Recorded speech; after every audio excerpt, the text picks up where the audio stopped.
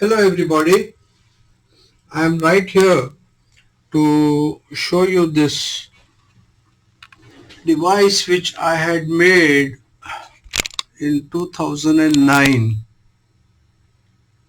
I had made this device in 2009. It is called Hard Disk Fault Finder. Very funny. The name sounds as if it will do some magic. Yes, of course it is a magic because to locate certain types of gross faults, it is a very useful device which I made. First of all, let me tell you uh, what can it do. You connect a hard disk to its SATA port and then you have to power it on. You will find that the power light will become on, and then if the PCB is okay, the PCB light will become on. And if the hard disk has no firmware fault and gets ready, you get a ready light on. And if the ready light does not get on,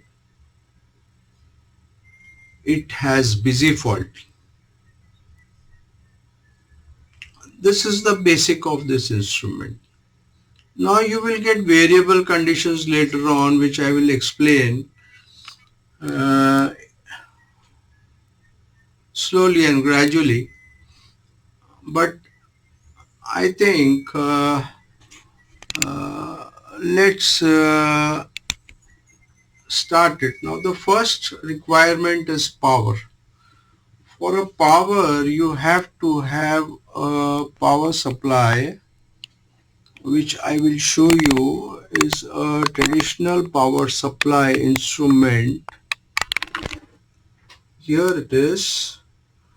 I have modified it with a switch so I can put it on, and I have connected to the mains power supply.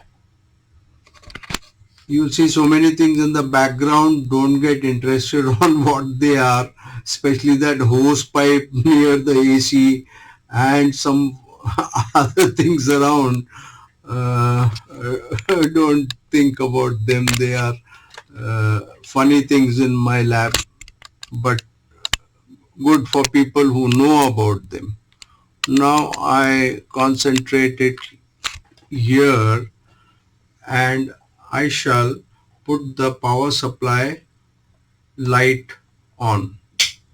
Yes, got it? I will put it off. But you will notice that a small red light blinks here, which tells me that the hardware inside has got initialized. Yes, see this. See this. Now the instrument is on. Okay. Now you'll ask me what are these funny buttons, a red button on the top, a hole on the top here, and this power supply and this red light, and what are these lights here, and what is this connector here. Now let me show you a three-dimensional view of this, but let me put the power off. Now see this front view. You're seeing this lights 1 2 3. This is the PCB light, this is the ready light, and this is the light which will show data transfer if I connect the hard disk to a IDE port. Now you'll ask me, where is the IDE port? IDE port is right here, right? So I have to have a IDE port on my computer. During the time 2009, all the computers used to have IDE port, and I had made it at that time. So I use the IDE port to connect the hard drive. Once it got ready, got detected in BIOS, and I used to boot from this drive or use it as a secondary drive to find out the health in hard disk sentinel. If the health was below 100, I was sure that the hard disk will give data, but it would pose some problems. At that time we had DC compass. I was using DC compass to take out data. Now what are these two? This is a reset switch. I press it, it will reset. And this one is a battery charger.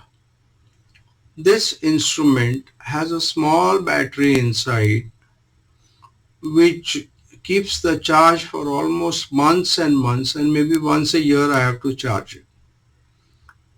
It is required so that the device functions whenever you connect the hard disk. Now nothing else except this is the back.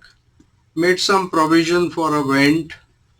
Planning to make provisions here so that I can connect the Seagate hard disk to this device and give basic repairs. At that time we did not have LM series and all those series hard disks. The simple 7200.1.11 Barracuda and the older ones, and we could repair it with this device. Here I used to connect the terminal, and I used to connect to my computer through hyperterminal. Hillgraves I remember, and we used to get the prompt and I used to give commands and my hard disk used to become okay, and then when I used to power it, I used to get the ready light. Otherwise I used to always get the busy light. So this instrument can be used for repairing of Seagate, but at present for most of the hard disk I use it as an immediate diagnostic, especially during times of corona.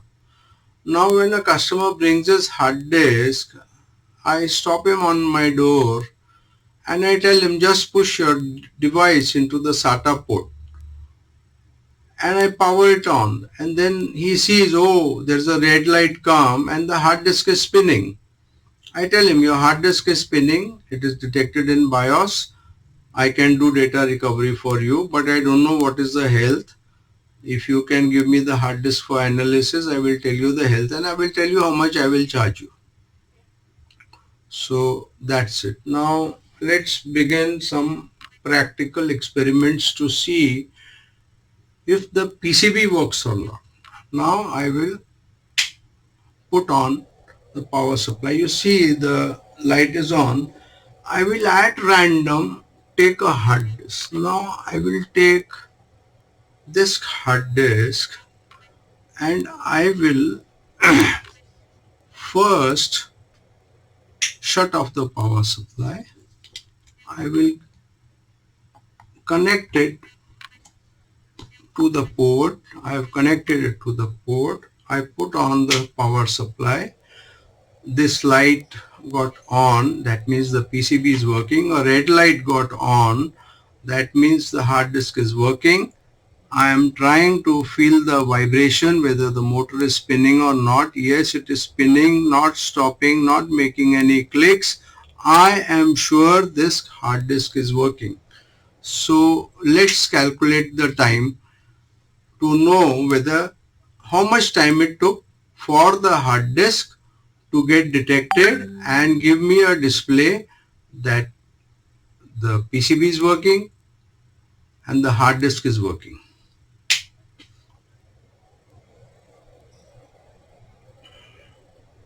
Maybe about 7 seconds. In 7 seconds, I have come to know that this hard disk is working. Okay, now at random, we will take another hard disk. I am taking another WD hard disk and I am attaching it.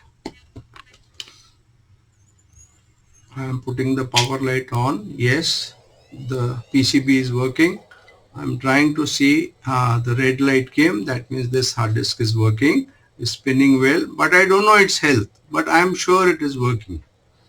So I put it off. But if suppose I want to retest it, I will press the reset switch. And yes, again, retest it. And yes, again the red light. So my hard disk is working very well. Now let us do something a little different than what we are doing. I will take a laptop hard disk. This is a Toshiba and I will connect it to this port. Yes, the PCB is working. The red light is on. The hard disk is working. So a working hard disk will display in this manner on the lights. Now I am trying to find out if there is any hard disk where the PCB was faulty.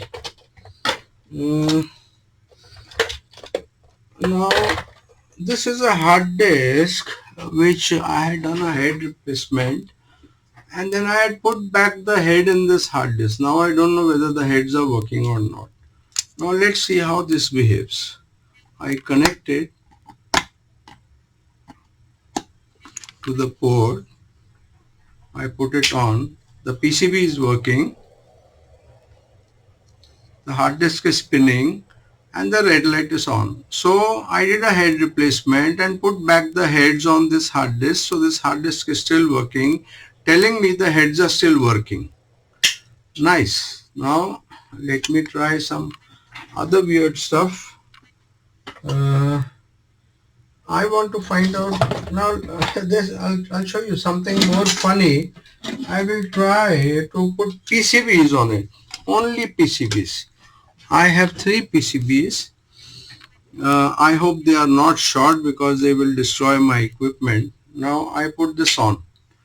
Well, you can see what happened. Nothing. The power supply blew off. That means this PCB could be short. This PCB, now see, the PCB was short. This PCB was short. So the light came back. I will put it off. The problem is I should not put a hard disk which has a short on it because this will blow my instrument. So I have to check all PCBs whether they are short or not. If they are short, then they will blow my instrument. Now see this, the PCB light is not working. Okay, so the PCB is faulty here. Now let me put something different. Now I'm putting this one. The PCB lights got lit up. This PCB is working. So this instrument helps me to even see that a PCB is really working or not, especially after ROM transplants. When I swap ROM from a patient PCB to a donor PCB which is working, if that ROM is good, this PCB light will light. But if that ROM is not good or corrupted, this PCB light won't light at all. This is the advantage I am getting from this instrument which I had made in 2009.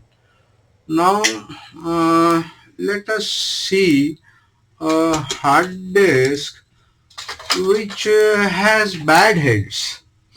I'm trying to find out one which has bad heads. Yes, I have some of them here.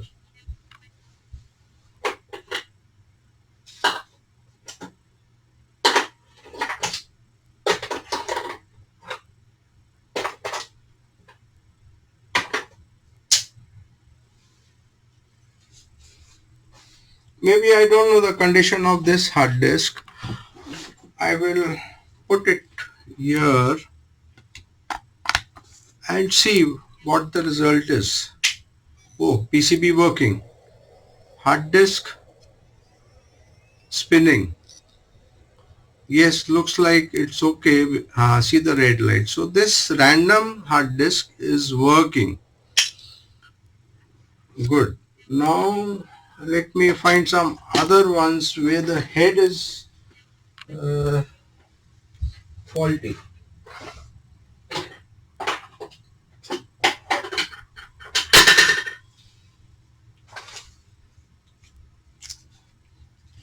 Well, this one also is a hard disk which heads could have been faulty. I must have used it. I don't remember. Now I will attach this and first see whether PCB is working or not. See, the PCB light is not coming. That means this hard disk, the PCB is not working. I will reset it. I will reset it. I will reset it. I will power it off. Put it on. The PCB of this hard disk is faulty. So now we can test individual PCBs also to find out if they are working or not. Let us put an LM series and see. Let me see what is happening with this LM series. I don't know. It's a dead LM series. Let us see how a dead LM series behaves.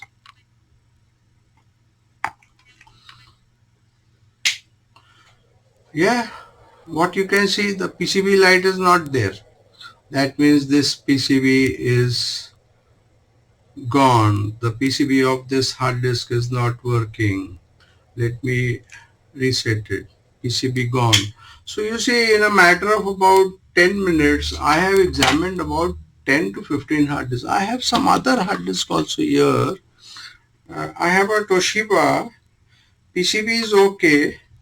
I had tested it long time back, but let me see now today what is the behavior. Yeah, the PCB light just came and went away. And now it is on. Now I will see whether the red light is coming or not and whether it is spinning or not. See, this hard disk is clicking, the PCB is okay, and I will wait for about half a minute to see whether the clicking goes away or the red light comes.